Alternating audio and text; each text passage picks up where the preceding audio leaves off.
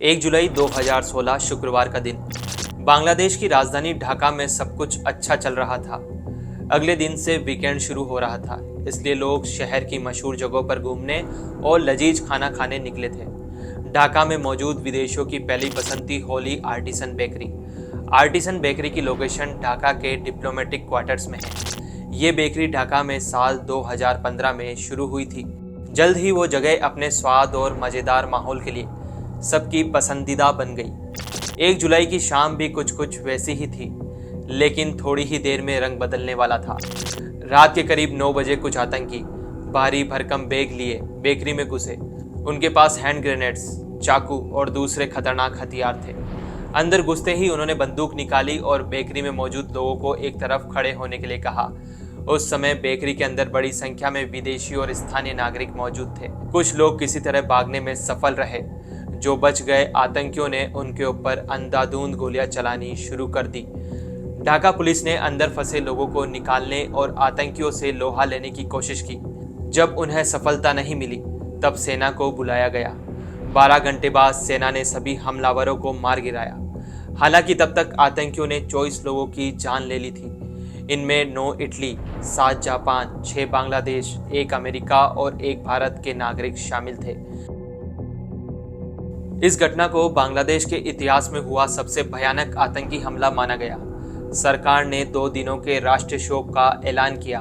Bakery attack की साजिश रखने वाले 7 दोषियों को 2019 में मौत की सजा सुनाई गई। ये तो सब बाद में हुआ, लेकिन उससे पहले 2 बड़ी घटनाएं हुई। ISIS ने इस हमले की जिम्मेदारी ली। उन्होंने कहा कि हमारे लड़ाकों ने बेकरी को निशाना बनाया है। बांग्लादेश सरकार ने IS के दावे को खारिज किया। उनका कहना था कि इस हमले के पीछे एक स्थानीय चरमपंथी गुट है। दूसरी चीज ये हुई कि हमले के तुरंत बाद जाकिर नाइक भारत छोड़कर भाग गया।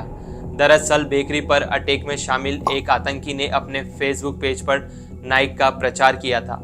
उसने ये भी लिखा था कि वो नाइक के भाषणों और उनके संदेशों से प्रभावित है। बाद में ये भी सामने आया कि अटैक में शामिल कम से कम 3 आतंकी जाकिर नाइक से प्रभावित थे। इस खुलासे के बाद हंगामा मचना तय था, मचा भी।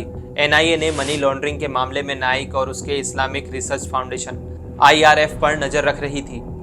ढाका अटैक से लिंक जुड़ने के बाद उसके ऊपर हेट स्पीच के आरोप लगने लगे। कुछ समय बाद भारत के गृह मंत्रालय ने IRF और उसके पीस टीवी नेटवर्क पर बैन लगा दिया। नाइक इसी के जरिए पूरी दुनिया में अपने भड़काऊ भाषण फैलाता था।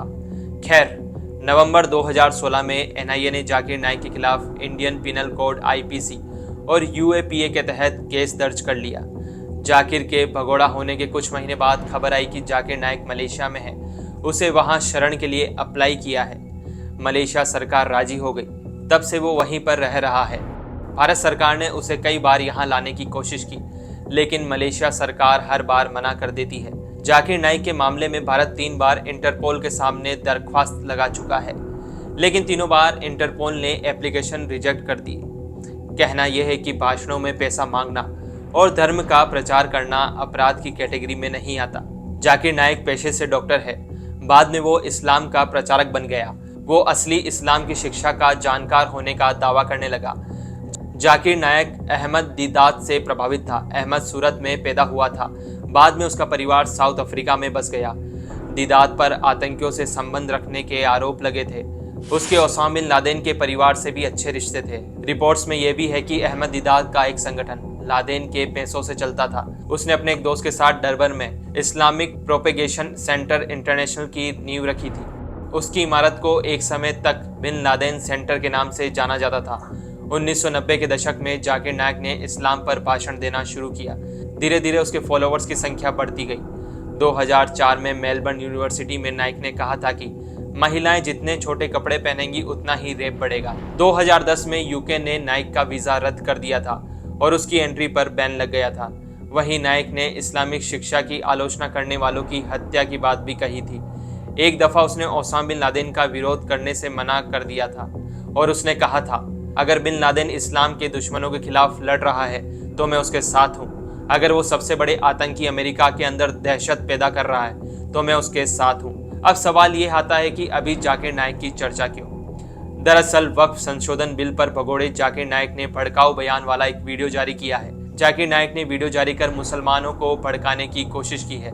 उसने कहा कि मौजूदा सरकार पहले की तरह ताकतवर नहीं है, विपक्ष भी इस बार मजबूत है, लिहाजा मुसलमानों को अपने हक की लड़ाई लड़नी चाहिए और इस बिल को खारिज करना चाहिए। जाकिर नाइक ने कहा कि यह सरकार मुसलमानों की संपत्ति हड़पना चाहती है। वक्फ की संपत्ति पर केवल मुसलमानों का हक है, गैर मुसलमानों को इसके इस्तेमाल की इजाज़त नहीं है। जाकिर नाइक यही नहीं रुका, उसने कहा कि भारतीय मुसलमानों को इस बुराई को रोकने के लिए आगे आना होगा। जाकिर नाइक ने दावा किया है कि वक्फ संशोधन बिल वक्फ की पवित्र स्थिति का उल्लंघन करती है और इस्लामी संस्थाओं के भविष्य पर बुरा प्रभाव डालती है। जाकिर नाइक ने भारतीय मुसलमानों से कहा कि अगर विधेयक पारित हो गया तो हमें और हमारी आने वाली पीढ़ियों को खुदा के कहर का सामना करना पड़ेगा। जहरीले जाकिर नाइक का सोशल मीडिया पर ताज़ा पोस्ट वायरल हो रहा है। वक्फ बिल के खिलाफ इन दिनों कई मुस्लिम संगठन मुहिम चला रहे हैं। जाकिर नाइक इस मुहिम को हाईजैक कर खुद को मुसलमानों का असली रहनुमा साबित करना चाहता है। जाकिर कह रहा है कि कम से कम 50 लाख मुसलमानों को इस बिल के खिलाफ उसके अभियान से जुड़ना चाहिए, लेकिन इसके पीछे हो सकता है कि उसका असली मंसूबा 50 लाख मुसलमानों को उसके जहरीले एजेंडे से जोड़ना हो।